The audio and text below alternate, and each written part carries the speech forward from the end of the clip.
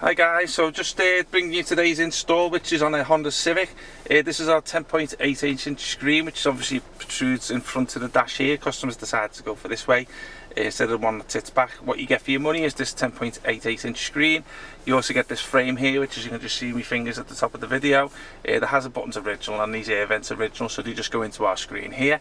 So this one's RWT9437 model, which is what we'll stick into the link in the description down below. Just wanted to show you this little thing that pops out. There's another one on this other side here. It just goes in and comes out at will, sort of thing. So that's basically for putting your phone onto a magnetic hold and stand at the side there. You don't have to use it if you don't want to, but it's a nice little feature there. So just going back to the home page here, so obviously I've just got a little rundown of what the system's got to offer. It's got this, you can change this home page if you want, if you're not too don't like it that much. This little app here is called the theme app. So basically you give it an internet connection and then you get an array of different like little square boxes showing you different graphical menus, so you can choose one of them and it'll change the home page for you, so you don't have to stick to this one if you don't want to. This system is the 8-core processor version, so it is fast and responsive. We do sell a 4-core which is for basic use, so if you just want to use it for like wireless CarPlay and Android Auto, FM, AM radio, USB, it is all fine for that. But if you want to use it for like Netflix and YouTube and all that type of stuff, it does need a little bit of oomph in the processor. So just to show you how quick and responsive it is, on the 8-core one, you see that's really responsive to my fingers, so as you can see it just gives you a bit of an indication of what you get for an 8-core processor. So all these down here are just little shortcuts to applications. This one is shortcuts to the navigation map. This is now showing you Google Maps. It is an online map, so it does need an internet connection. You can put offline ones on there if you want, and then assign it to this, as I say, the shortcut button there. But if you want to give it an internet connection, you can do it through your hotspot on your phone, or alternatively you can get a SIM card and put it into the SIM card cable that comes with the system. It comes with 2 USB cables. So if you want to stick like an external device to it, like a DAB radio, DVR camera, TPMS modules, you can do that through, and alternatively you can put your music and films onto a USB pen and play that through the USB, and you can play videos through it that way. So these are just little shortcuts here. There's your music one, which takes you to the MP3 player. This is your FM, AM radio. It does work with your steering wheel controls. As you can see, I'm just skipping through it all on the steering wheel off the camera image. And then there's it going up and down, so you can see it works with the steering wheel control fine. It does have RDS, so basically it will show you the station name once we've tuned it all in, but obviously you can't see it there. This is your Bluetooth app here, so obviously this is where you pair your phone to it. You can stream your music, and this is a thing called CarMate, which we haven't really delved that much into it. It looks like it links up with CarMate app of some like, and it gives you maybe some computer information from the car. Okay, let's go on to here. I'll go straight to this one here. This is your built-in CarPlay Android Auto app. So if you've got an Apple phone, you can get your CarPlay through it, which you're going to see here.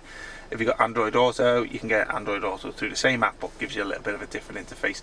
All these here brings over the navigation apps from your phone, your music apps, your text message apps, and your phone calls. You can also speak to it too if you want to do the Siri support. And then basically ask it to call someone or take me here or stuff like that, just to show you what the Apple Maps look like. There's your Apple Maps. Let's have a little look. There's your Apple Maps here, and here's my Google Maps. So you're getting a satellite image on the Google. You can go down to is it 3D or 2D? Yeah, you can go down to 2D, 3D if you want on that. A couple of music apps here, which is obviously, there's my SoundCloud, there's my messages, there's me, I won't go into my phone calls in case you see any personal phone numbers, but yeah, that's it. Going back to the Android side, just going on to here, I'll just give you a little rundown of what it's got here. So you've got your theme, which I showed you before, where you change the homepage. APK installer, it's where you can download third-party apps onto the system, if you can't get them from the Play Store, that is. I.e. IPTV, people tend to do that. This Do For Me is quite a good app now. So basically what this is, an application that's been put on there by the Chinese. Again, it's an online app, so you're not going to see much, but what you do see when you give it an internet connection, there's apps on here that you can't get from the Play Store. So they're basically being made by the Chinese factories to work with it. So these theme here, example of fuel, T-Link, all these are made by the factories. You can't get them in the Play Store. So to keep these up to date, you do it through this app here. So it's basically, it's instead of contacting us and us sending your files over to put on USB and updating apps, that's the old method. Now with these you can do it all yourself anyway. There's your back end settings on the Android, what you'd normally expect. Just give me a little rundown of that. There's not much of interest in there, to be honest with you, to the average Joe. But these is where you just change any of the settings on the Android and stuff like that. So that's that there. So you got a weather app there, which is obviously, again, it's an online one. Auxiliary, so if you want to stick anything like a TV box through it, like through the RCA cables to the AV ins, then you can do it through there. Bluetooth, showed you before. Boot and animation is just obviously the logo that boots up when you load the screen. Car settings, so this is one, it's quite extensive, this, to be honest with you, but a lot of people say, does it show information from the old radio? It does, but we never confirm to you if it's 100% accurate hit. But what we do is just show you what's in here, because we might say, yeah, it shows everything and it might be missing one thing, and then obviously that one thing's essential to you. So we always say, just have a little look at this little video here, or this part of the video should I say. Does have quite a bit on it here. Some of these are not going to be applicable to the car, but it gives you loads of options here. But as I say, some might not be for the car, but some are. But because there's a few different variants of the Honda Civic, like the high and low specs, sometimes some cars have it, some cars don't. So don't expect all these to work, but you do have like little tick boxes. You can see some have got tick boxes and some haven't. So the ones that haven't will be not expected to be on the original radio.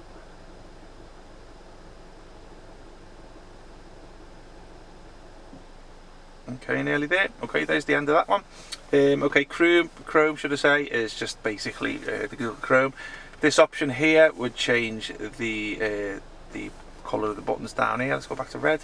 So that one's that there. Go on to the next screen. You got your DAB radio. That's for the $39.99 kit we sell. If you don't buy the $39.99 kit, it's not going to work. Alternatively, to get DAB, you can put it on your phone anyway, and it'll come through on the CarPlay app, or you can download it from the Play Store direct onto the system. There's your DSP sound processor. Just allows you to customize the outputs. File manager, again, you can use that if you want to put apps on the system. Fuel, okay, so this is a bit of fuel, mileage, trip computer information. Google browser, GPS test, this tells how good the signal is in GPS. Demo map, not going to go through that. There's your manual. So this is basically if you want to look at the instructions on the system. We tend to put them on as a e-app now. So there's a Google Maps which showed you. There's your MP3 player. This here, I don't think the car's electric powered, but obviously it does have that menu there for cars that are. I don't think this age of car does have it, to be honest with you. There's your Google Play Store. Next page, there's your FM AM radio which I showed you before. Steering wheel control setup. Video, I don't think there's any videos on it. Sometimes you stick a demo video on there, but I don't think there's any on there. So I can't show you today anyway, but I'll say this quality of the resolution is quite high anyway. That there, this is a DVR app, which is obviously it's if you do go for buy a DVR camera from our shop, by the sale page, tick a little option. How you put the DVR app on there is don't use that one. You basically plug the USB in, go to File Manager, the DVR camera will come up here. Click on that, click on the APK, and that gives you the app for that.